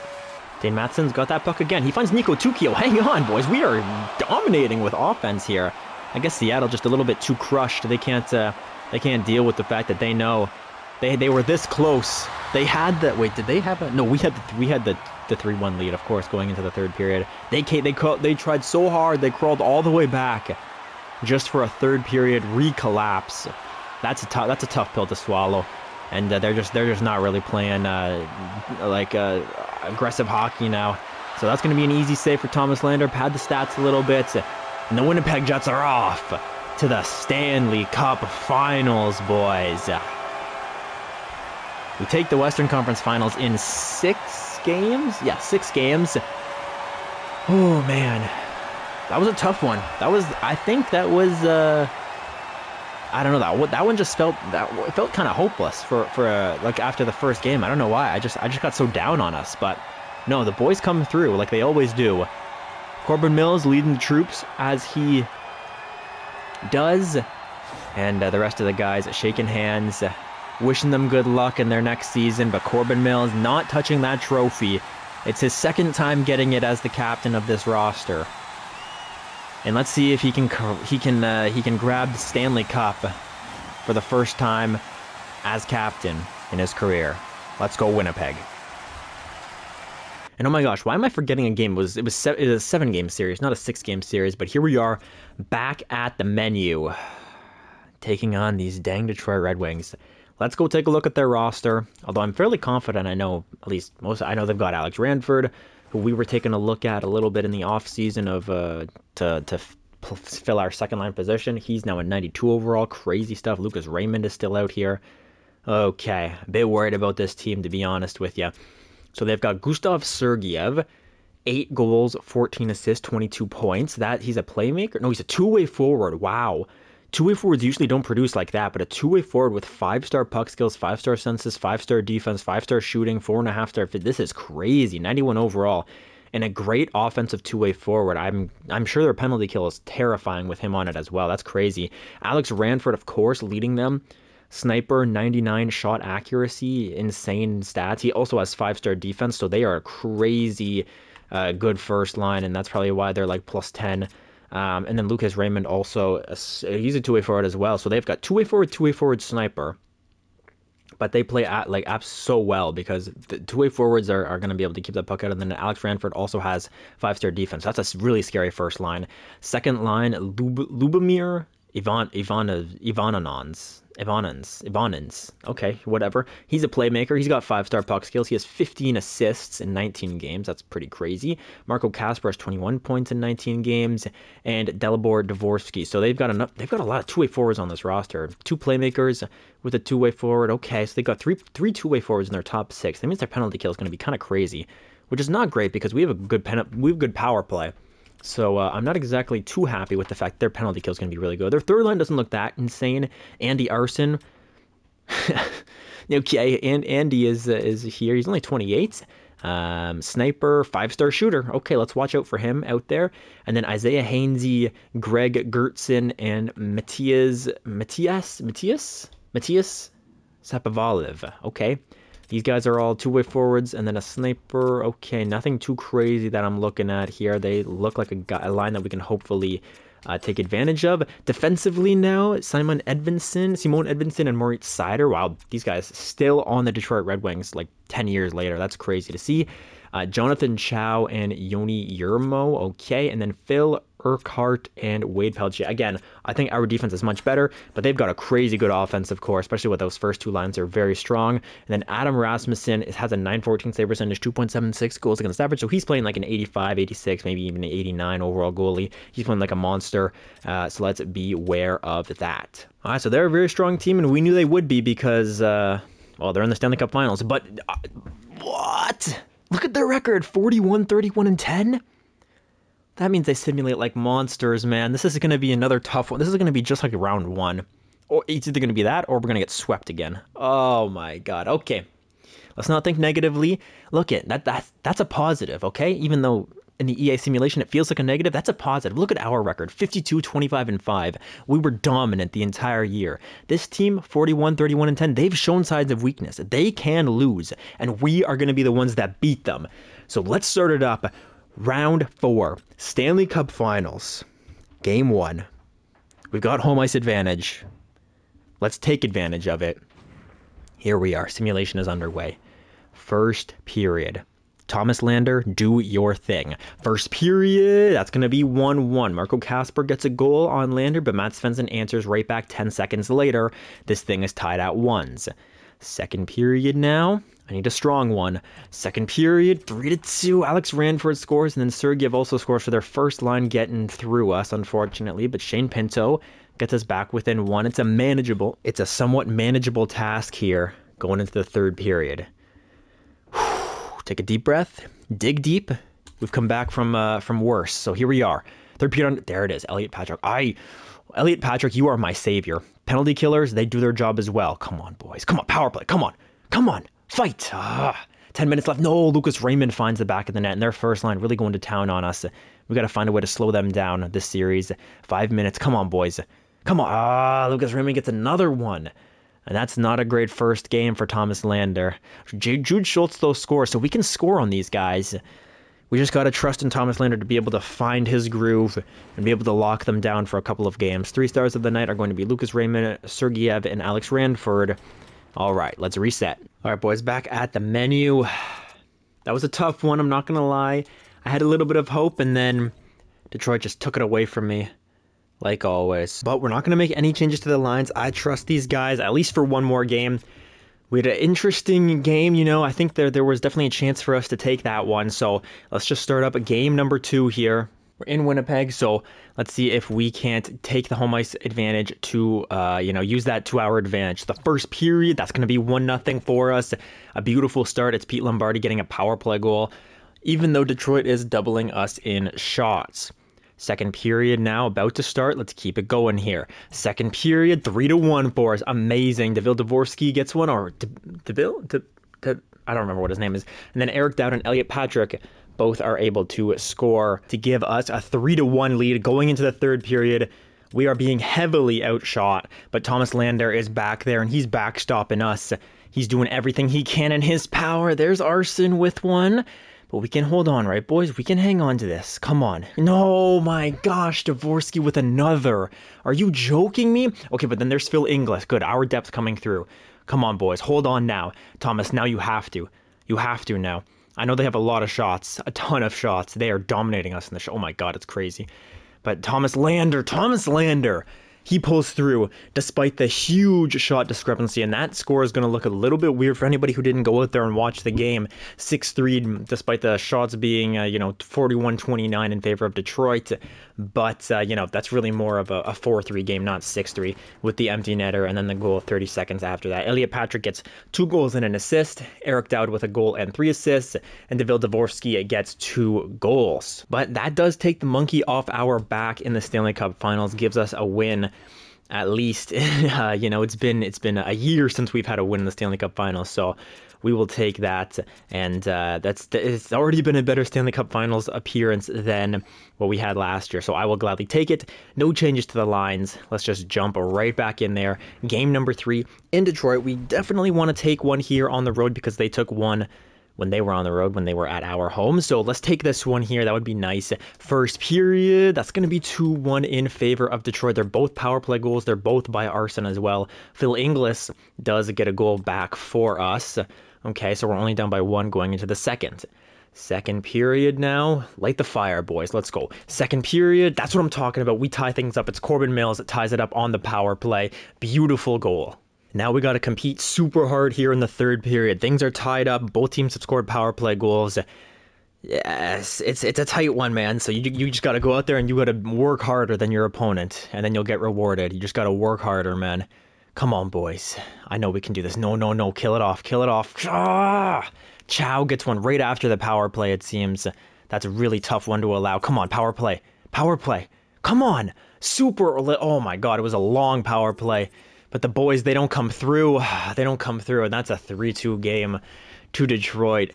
And both teams here just trading blows left and right. Rasmussen made 32 saves, Ranford with 3 assists, and Sergeyev with a goal and 2 assists. That's another very, very close game. That's a 1-goal game there. Well, I mean, it's technically a 2-goal game, but it's really more of a 1. Solomon Pyatt has been injured with a broken foot. Your return is in August. Honestly, Solomon, You know what? That's tough cookies, but you haven't really done literally anything for me. So with the injury to Solomon Pyatt, these are what the lines are going to look like. We're going to go Schultz, Meach, who's not been fantastic, and then we're going to go Phil Inglis. We're going to go with Colby Stoll, Shane Pinto, and Dane Brookbank is coming in for Solomon Pyatt, although he is playing fourth line time, so it's not really a big role. Dane Brookbank played 22 games in the postseason last year. He had 5 points, so he definitely knows what postseason action looks like, even if he's not a huge contributor. It definitely helps to have that experience in there instead of Solomon Pyatt. What about our defense here? How are they looking? They're looking okay. This third pair is not doing great, so maybe we take out Chubarov or Nakulin. Which one? Chubarov has more penalty minutes. Let's throw Stefan Kreitzer in there, see if that'll change anything. Okay, I kind of like that. Then goaltending-wise, we're going to stick with Thomas Lander, who has been great. Okay, I like these lines. These are what we're going to look like going to Game 4. We need this, though, because we do not want to go down. We don't want to go down 3-1, man. You do not want to go down 3-1 in the Stanley Cup Finals. So we need this. We need it bad. Let's dig deep. Let's dig deep down for our boy Solomon, who just took a hit. And let's find a way. Let's find a way to get a W here on the board, boys, because we really need one, so let's go. Phil Inglis also had a big game 2 games ago. He had a couple of goals, so maybe promoting him will, boost the morale, help something out. I don't know, man. Just pulling at straws. But let's see. First period in Detroit. Let's start off hot. First period, that's what I'm talking about. 1-0. It's Eric Dowd on the power play, scoring on Rasmussen. Beautiful. And we only have 3 shots. Oh my gosh, Thomas Lander is shutting the door. We have 3 shots, but we have 1 goal. They have 15 shots and nothing. That's crazy. All right, good start. Second period now. Let's keep it up. If we can score a goal every 3 shots, that would be beautiful. Here we go. Second period. Yeah, that's what I was worried about because we were not playing like the better team. 11-24. What are we doing out there? We don't want to show up in the Stanley Cup Finals, huh? We're just okay with losing the Stanley Cup Finals year after year after year after year because I'm not. I'll make changes, but you idiots just want to go out there and have a lackluster performance and allow these guys to just walk all over you and it be a blowout again in the Stanley Cup Finals as Alex Ranford gets the 3rd of the night. What are we doing? Power play a goal to Eric Dowd. He's the only one that wants to show up from the offense. Where's Dane Matheson? There's Pete Lombardi. Okay, we tie us up at 3, but then of course we can't keep it, man. Gosh, dang it. Sergeyev gets one. 4-3 now. Come on, somebody. Oh my gosh, Gertson as well. And this is a disaster. This is an absolute disaster here. You know what? Oh, man. 5-3. It's desperation time. Okay. It's desperation. 3 stars of the night. All Detroit players.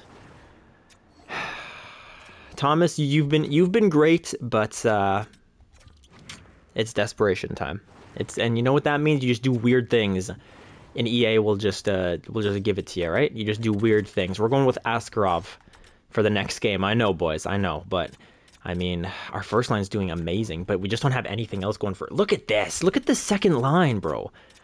Oh my God, these guys are horrible. Third line is not great. You were a -1. Dane Brookbank was -1. Do we have anybody in the AHL who can come up? Alexei Kinnis, we can give a chance to.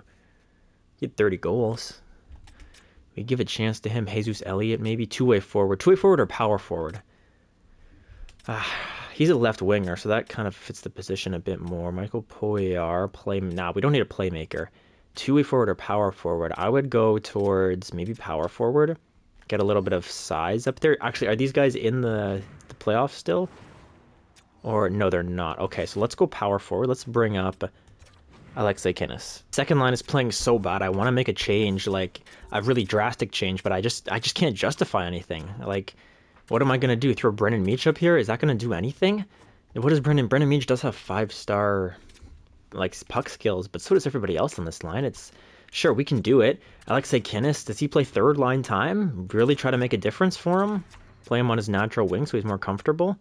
Give him third line time? I mean, because if he just plays down here on the fourth line, he's not even going to get to do anything. So let's give him some time here. Phil Inglis did do well on the fourth line anyways, so let's give Kinnis some time. We're going to throw Brendan Meach up here instead of Nico Tukio, who has been an absolute disgrace. Defensively now, What was Stefan Kartzer was a -1 that game. Let's get Boris Nikulin out. Let's go with Chubarov. Just totally mixing up the lines. And Askarov will stay. What about for maybe our defensive, like, top pair can change? Let's... Corbin Mills is the biggest minus, though. Man. Oh, I could do this. +2, +5. Give Owen Power some time. But these were the lines basically like this, and we didn't play well. But they have different chemistries now. Maybe they'll match up differently against their players. I don't know. I'm tempted to try to switch up this first line, but they're the only line that's working. Do I switch that? Do I do something like crazy, like have Elliot Patrick come down, have Eric Dowd try to get some offense going for Dane Matheson and Brendan Meach? I don't know. Dane Matheson has been nothing. He's been nowhere. He has 6 points in 22 games. It's a disgrace, honestly. It's an absolute disgrace. This first line they are carrying our corpse through this entire playoff run. I can't change it, surely. Nico Tukio can't play second line. He was just an absolute bum. Alexei Kinnis could play second line, but is that way too insane? Kind of. 3.5-star shooting. I mean... He's an okay skater, bad defense. He's not playing penalty kill. I don't know. I'm going to keep him on the third line. That's kind of crazy as it is, I think. Okay, this might be it. Yaroslav Askarov's in the net because Thomas Lander isn't really doing anything for us anyways. Dane Matheson is going to stay. Should he stay there, though, or should we give it to Jude Schultz, who's playing better? Jude Schultz is playing better. He should go to him, right? Surely, but he gets the chemistry, and he's a better overall. Like... should I go with who's playing the best or who has the best overalls? It doesn't make sense. All right, this is what I'm going to do, actually. We're going to put Jude Schultz up to the second line. Jude Schultz has 13 points. He's only a -1. Dane Matheson's done nothing for us. Matt Svensson hasn't really done that much either. He does have 17 points, though, so at least he's putting the puck in the back of the net on the power play, but... yeah, this has been a disgraceful performance by our second line, so I'm blowing it up. First line is staying the same. Second line is looking pretty different. Third line is looking quite different as well. Fourth line, they're staying the same because they're actually doing work for me. So that's what we're going to do. Shane Pinto go up to the third line, should he? He probably should, right?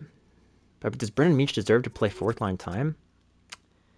But this fourth line has been good. Maybe do I just completely switch the fourth line with the third line like this? Just give the fourth liner some more time? They're playing well anyways. Okay, let's do it. Let's do it. Whatever. What is Alexei Kinnis' number 36? Yeah, that's not a retired number, so we're good. Defense. Am I seriously gonna do? Surely I can't, right? Surely I shouldn't. But can I? Let's. Dude, this is like. What if I do? Nah, I don't know. I think I gotta stick with this. I think I gotta put Stempniak on the top line, man. He's our guy up there. And then goalies Askarov. Okay, those are the lines. There's only so much I can do, right? The line chemistry. Let's see what happens. So, new lines. We're down 3-1 in the series. We don't have a lot to lose we have everything to lose. We have the entire season to lose, but there's not really much we can do. You just gotta hope and pray that EA gives you the simulation you need. So, Game 5 in Canada Life Center. Let's do it, boys. Let's hope for the best. Let's hope for the best. We've been here before. We know what it feels like to get swept out. This time it would be a gentleman's sweep, but I'm not happy with that. So I need offense. I need offense. Here we go. First period, 1-1. Okay, it's Elliot Patrick scoring. Of course, our first line is the only guys who do anything for us, but their first line also gets one on Yaroslav Askarov. But one thing I do like to see is that we're fighting, at least in this one. We don't have 3 shots at the end of the first period. At least we have 10. So we're fighting. I mean, they're still playing better, but we're in the fight, man. We are in the fight. We're not just giving up like last game. So here we go. Second period. I need a strong one once again. Second period, it remains 1-1. And again, it's a very close game, shots and score-wise. So it's in the hands of the EA gods now. Do these boys want to show up for me? Or there we go. Shane Pinto, he gets promoted to that third line. That fourth line bumps up to the third, and they're doing it for me. That's what I'm talking about. The depth comes through. Come on, boys. We can hang on to this. We can hang on to this. Penalty killers. Beautiful penalty kill. Hang on. Hang on. Askarov, you jerk. Oh my god. I just need one thing from you, Yaroslav Askarov. And you can never do it, man. Each and every time you have a chance to close out a game in the third period, you fail. Time after time after time. Here we are. Game 5. Overtime. And good news is, No, I'm not going to say it actually, but here we go. And Detroit coming into the zone. Lucas Raymond now to Moritz Seider. Seider finds Sergeyev behind the net. What a block. What a block from Stempniak. And now he goes the other way. Here's Ranford. Ranford with that puck. He finds Raymond in the slot. Tons of room. Oh, brother. And for the second year in a row, the Winnipeg Jets have lost in the Stanley Cup Finals. Oh, give me a break. We always have an incredible team every year, man. 50-win season after 50-win season after 50-win season. And then we come out and we play a 41-win team and we get absolutely dominated. Why does that guy have his helmet on? What is going on? We get absolutely dominated every single time. Alex Ranford wins the Conn Smythe with 34 points. That's insane. Yeah, he deserves it. He's gray and old now, it looks like, but it's so painful, man, to come this far every year, to get far, and then just lose in the Stanley Cup Finals.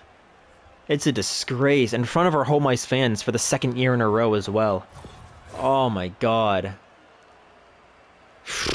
Here comes Ranford, coming back up.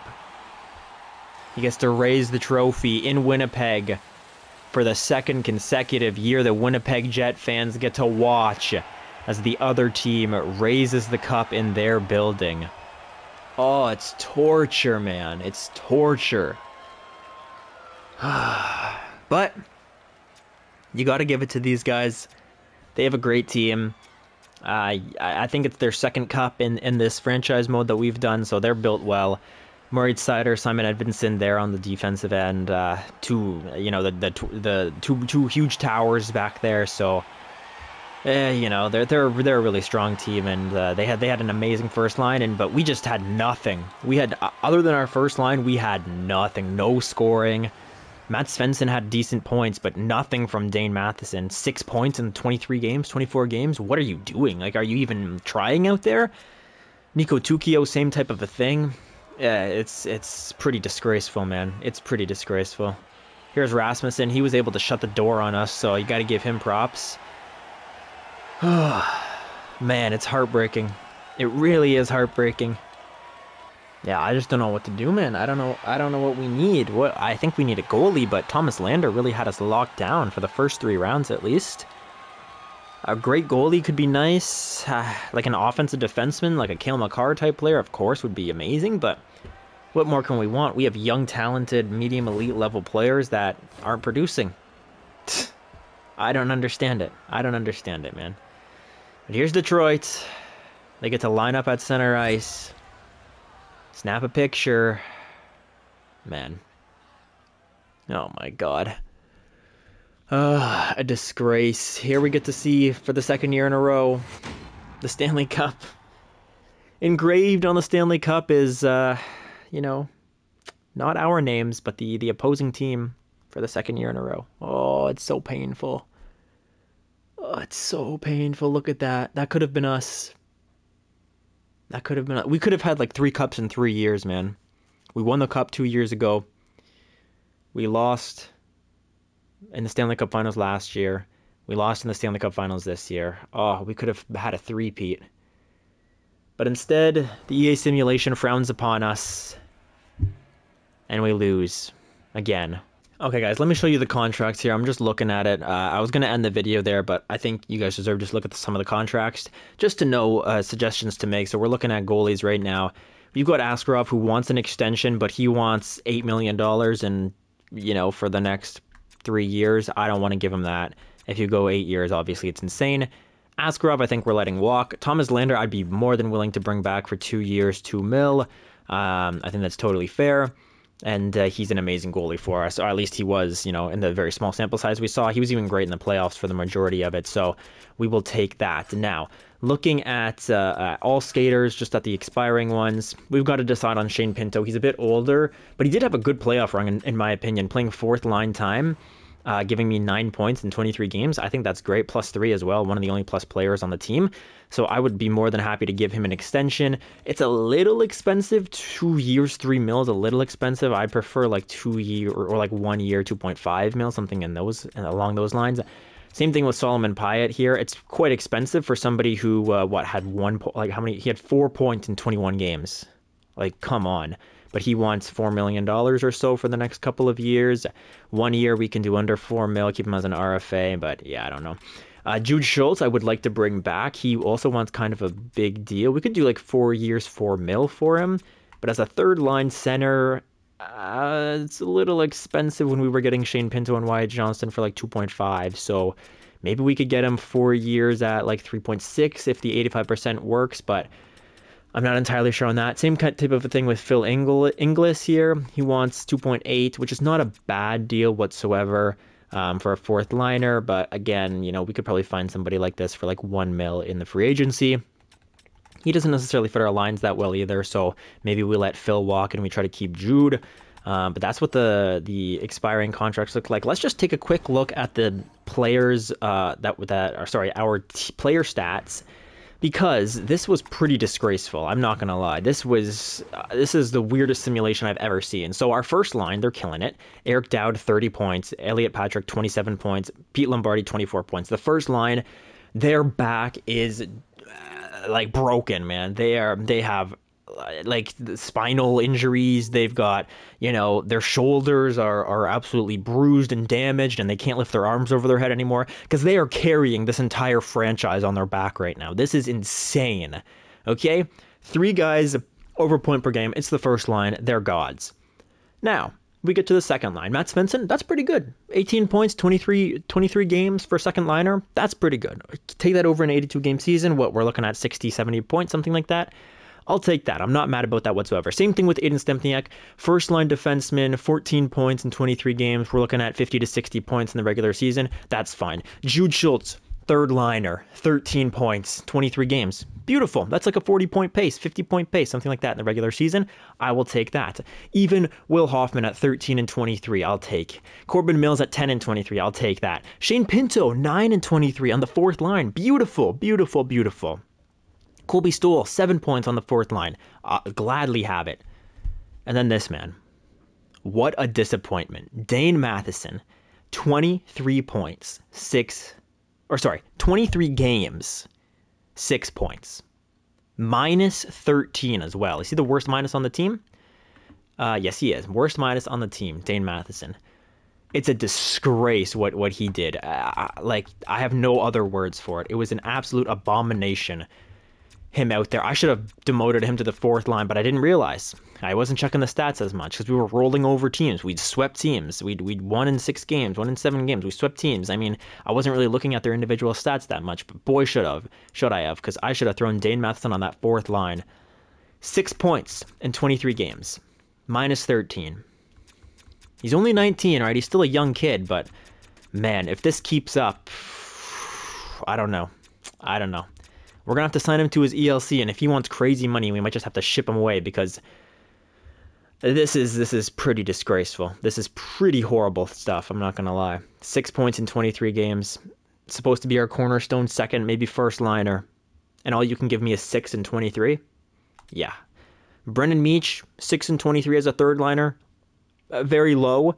You're on the low end, but maybe if you were a plus player, I could forgive you. But a 2.4% shooting percentage, yeah, you're not getting forgiven for that. Nico Tukio, same thing, big disgrace. Now you're not a medium elite, so I don't have as much high hopes for you. Still in 2 more years of a contract, but yeah, 6 points in 23 games, no goals. I'm not happy with you. I am not happy with you at all. Yeah, we could have used you setting up Dane Matheson much more, but no, he didn't want to do that. Phil Inglis, that's fine. 4 points for a fourth liner. You're a plus player. You're not hurting us out there. You're fine. You're trustable. Solomon Pyatt, disgusting. Disgusting. You had a 30-goal season, basically, and you give me 1 in 20 games. You have a 1.7 shooting percentage. We just got unlucky, man. Were we just like the most unlucky team in the season? Were we just the most unlucky playoff team of all time? Like, I don't understand this. Owen Power, that's fine. You're a plus player or whatever. I don't really care about your points. Pavel Chubarov, it's fine. You know, I'd love to see you be a plus, but kind of the third line forward or defenseman. Sorry, all the third line defensemen were all minus. So what are you gonna do? Dane Brookbank came in for 1 game. Alexa Kinnes came in for 1 game. Stefan Kreitzer was in there for 2. Like they're all minus players. So, but the big disappointments: Nico Tukio, disgusting. Brennan Meach, that's pretty rough. Dane Matheson, absolutely disgusted. Like, I want to jump off a bridge when I look at those numbers. Everybody else, not too bad. And the first line, I'm not going to say anything bad about you guys because you're the sole reason that we were even in that position whatsoever. Looking at goalies, I'm happy about what Thomas Lander did. He kind of got torched there in the finals, but for an 80 overall goalie to give me a 914 save percentage and a 2.72 goals against average, numbers we really haven't seen since Connor Hellebuck, maybe Jesper Wallstedt when we won a cup, but these are impressive numbers. The Stanley Cup Finals was rough for him, but I can't complain about a 914 save percentage. I just can't do it. And he only has 73 poise, so obviously it's not the poise number that a lot of people think it is that's helping out. Maybe it's puck playing frequency. He only plays 50% of the time. He doesn't make any bad mistakes out there. I don't know. But yeah, I can't complain about Thomas Lander. Who I can complain about, though, is 85 overall Yaroslav Askarov, who has basically every stat is better than Landers, and yet, he has an 896 save percentage, and he allowed basically 4 goals against per game. It's disgusting. It's honestly so disgusting. And that's all I'm going to say about it. So those are the players. We saw the contracts. Let me go a couple of days to show you the awards so that we can once again get rubbed in our face the fact that we lost in the Stanley Cup Finals, of course. Let me just go a couple of days here. There we go. It should be good now. Let me just take a quick check. Yes, it is. Okay. Awards. Stanley Cup goes to Detroit, of course. They played us for the 2nd year in a row. Oh, but also Anaheim won the President's Trophy for the 2nd year in a row, so good for them. But look at that, man. Oh, and we didn't win it 3 years ago. It was called because we were out in the first round. But so this year, lost in the first round. The Stanley Cup Finals. Last year, lost in the Stanley Cup Finals. And then 4 years ago, we won the Stanley Cup Finals. So it's been 4 years since our cup. Man, that doesn't look good. That does not look good. It's unfortunate. Prince of Wales, of course, losing to Detroit, losing to Montreal. Able to beat the Carolina Hurricanes, but that's rough. Art Ross goes to Tim Stützle. There you go. There's a little smile on my face as a Sens fan. Heart to Tim Stützle as well. Nice. James Norris to Pavel Mintyukov for the 2nd year in a row. Lady Bing to Tim Stützle. Beautiful. Calder goes to BXD. Yeah, this guy had 80 points as a rookie. Craziness. Never seen anything like it. Alex Ranford wins the Conn Smythe, of course. Vezina goes to Gabriel. Wow. Okay, so I was thinking it was going to go to Yaroslav Askarov, but Gabriel Daigle actually wins it. He had insane numbers, don't get me wrong, but he didn't have the wins, so that's interesting. Rasmussen wins the Stanley Cup and the William M. Jennings, so good for him. Bill Masterton goes to Dahl. Jack Adams goes to the coach of the Sens. Selke to Jaden. So Selke, this guy scores 58, 60 goals, and he gets the Selke. That's insane. And then Ted Lindsay to Stützle. Maurice Richard goes to Cole Caulfield. So I kind of want to check out Gabriel Daigle stats again, just to take a quick look, because he had good numbers, but they weren't like, he wasn't like a world beater or anything. I mean, he had like a 917, I think, if I remember correctly, something like that. Where is he? Gabriel Daigle, 35 wins. So we had 10 more wins, 7 less losses, 1 less overtime loss. We only had 1 less shutout. Yeah, he had a 917 save percentage and 2.66 goals. I mean, yeah, these are amazing EA numbers for sure. Amazing EA numbers. But we had 10 more wins. I'm a little surprised that we didn't get it. But hey, congrats to him. It's a great award, a great achievement, obviously. He's still a young kid, so actually he's not that young, 29.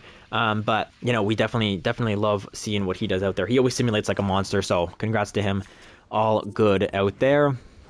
And yeah, that's gonna do it for this one, guys. I'm devastated, to be honest. I thought this was going to be the year. We made it all the way to the Stanley Cup Finals. I really thought this was going to be it. But nope. Got to regroup, rebuild, and rethink our strategy going into the next one. So I hope you guys enjoyed. Have a great rest of your day. Peace out.